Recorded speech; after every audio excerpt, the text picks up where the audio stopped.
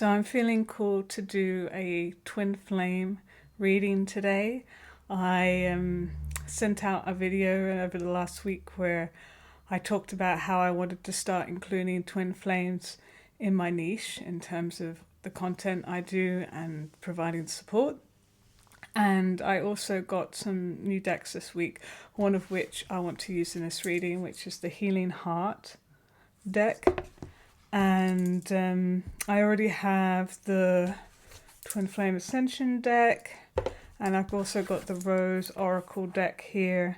And if we need any clarification, then I also have the Lover's Path. So I'm just trying out this format and seeing how it works for this particular kind of reading. And yeah, let's just dive in. So I feel that obviously I'm going to start with the Twin Flame Ascension deck. That feels like it's the most aligned. Obviously it's someone designed specifically for these kind of readings, but I find that it's the kind of deck that also could use some support from other decks. So I've been trying to find a good companion, and the Rose Oracle helps to a degree, but I felt like I wanted another deck, which is why I got the Healing Heart deck. And the Lover's Path is great for the tarot aspect, but I've been looking for an Oracle deck that would support the Twin Flame deck as well. So let's see how this goes. And I'm just going to do a reading, like a little check-in, to see what the Twin Flame Collective sort of needs to know right now. Because I don't know about you, but I've been hearing from twins and from other readers that there's been quite a shift going on over the last month, over the holidays, energetically, and so we may be seeing some changes happening in the dynamics, and I think it's good to just check in with this thing every now and then and just see what message the Twin Flames as a collective need to hear. So that's what we're going to do today.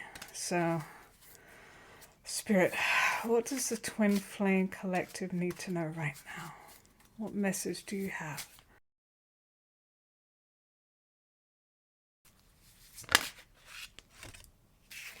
Okay, so we have one. What do we have? Okay, so we have Compassion, 1111, and it says Higher Heart Opening.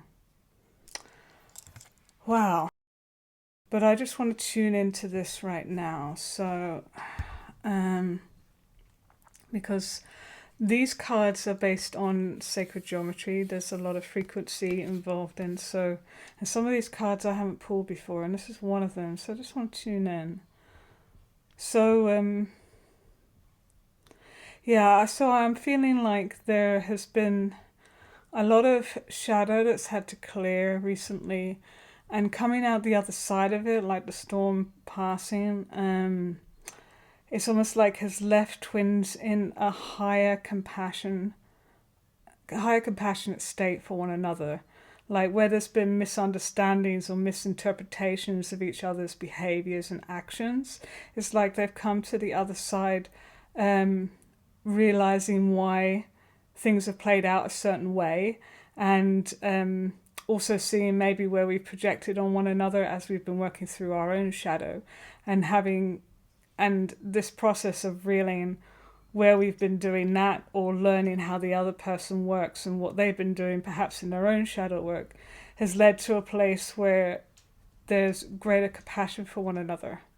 And in sort of like having these times of separation, and having these times where perhaps we're blaming one another, or misinterpreting one another, or the wounding of the past is coming up, and so we're sort of putting that onto our divine counterpart, in seeing us actually do that rather than just reactively doing it and sort of putting the blame onto our counterparts. Say we're learning greater compassion for ourselves as well as the other person, and realizing that even when we go through these deep shadows, that you're still there for one another.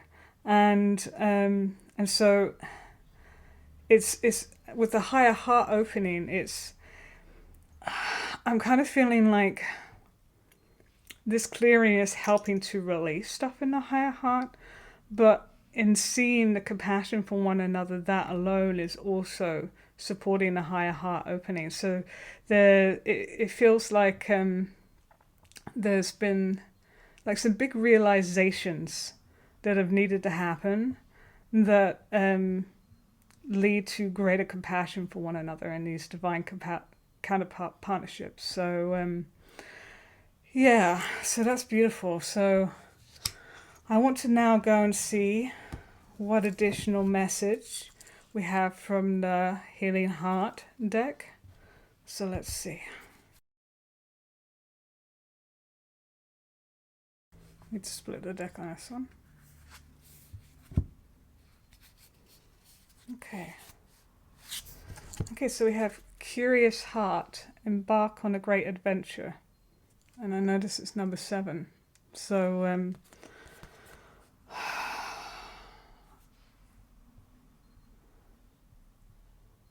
yeah, so it's like there's a curiosity developing. As we talked about the compassion in this card. So it's almost like in being able to sort of see beyond our own projections and where we've been maybe pushing sort of shadow elements of ourselves onto someone else, and being able to sort of clear that aside and actually do the shadow work to release it so it's not there anymore, but also to see the habit of doing that.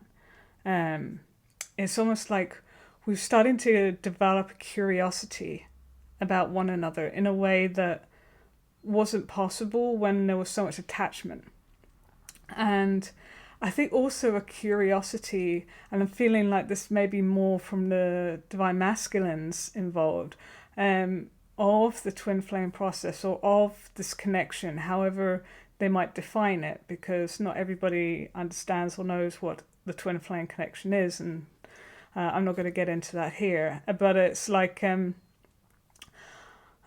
so I feel like it's developing a curiosity about this connection, about one another, about what this dynamic is doing for one another, perhaps because you're able to see a little clearer now what because you are supposed to trigger one another's wounding to come up to release. It's part of the spiritual awakening process, and in sort of this particular sort of like layer of shadow that has just been sort of like has passed through and has been released, it's almost left room for more curiosity about how this process works. It's almost like it's allowed both counterparts to see what this is actually doing for you and where it is leading a little more. And so there's this curiosity.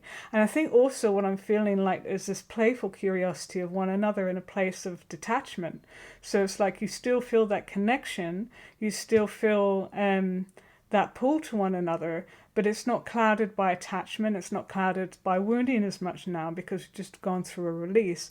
And so now there's room for more playfulness and more curiosity about one another.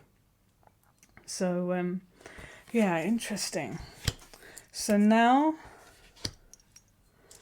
and I'm just, it's a embark on a great adventure. So I just saw that again. So it's almost like as well, because it's like the twin flame mission is a journey of awakening, and so it's being reminded that this is an adventure that you're going on together, and this shadow work is part of it, but it's not the whole thing. It's just the preparatory phase to say with a separation. And I think one of the things that I'm noticing is that there's an appreciation for why the separation phase happens, because it could actually be detrimental to the relationship to actually witness shadow as it is coming up to be released, because if that was projected whilst in relationship and connection, it could actually cause disagreements and arguments and wounding, it could actually delay the process. So it's like almost a need to work through these things separately. So when you come to the realizations on the other side, once you've released on the other side and you're no longer projecting certain things, or you're no longer coming from a place of wounding on certain things, it's actually possible to come together more, because it's not going to be so detrimental to the relationship because the work has been done, or at least that layer has been done. So there is this need to come together to sort of activate one another, go apart and do the work, and then come back together and activate one another, and slowly and surely coming back together for good. So I think this particular sort of cycle of shadow work that's been going on this last month or so has allowed space to get curious about this adventure of the twin flame journey. So now I'm going to move on to the Rose Oracle and see what wisdom the Rose Oracle has for twin flames at this time. Split the deck as well. Okay. Now this is upside down, but here we have Rapture, and it says sensuality, love, devotion, romance, ecstasy, pleasure.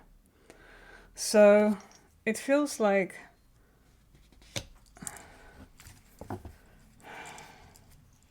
we may be finding that this work has led to a time where coming together is possible. If not now, in the near future, for whether it's a period or whether it's also connecting deeply in terms of sort of like the deep soul connection as well. It doesn't have to be in the physical, but this is leading to greater love, romance, pleasure, and even devotion, it says. So it's like really sort of like committing to this path, committing to one another in that sense of understanding the connection and all of that. So it feels like that this has been a really important clearing that we've just gone through. I'm sure if I'd done this reading a month ago, we would have had very different cards. But it seems very positive for twins right now. Like this high heart opening, this curiosity is leading to actually what it is that we seek when we're seeking union. And union, of course, happens both in terms of the deep soul connection and also physical union, because you aren't actually separated at all. You are one soul in two bodies, so you're always connected. So this is a very positive reading for twins right now. So it seems like there's a lot of potential for positive experiences. Like you've done the work for now in terms of this phase. There's always more work to be done, and now it's like reaping the fruits of that particular work. So I'm happy to report this, and I hope that I hope and wish good things for your twin flame journey. And although it's a process and it's a journey and it's a roller coaster, I'm glad at least there's a positive phase happening for many of you right now, or at least on the near horizon. So I thank you and for doing the work, and I look forward to doing more of these readings in the future.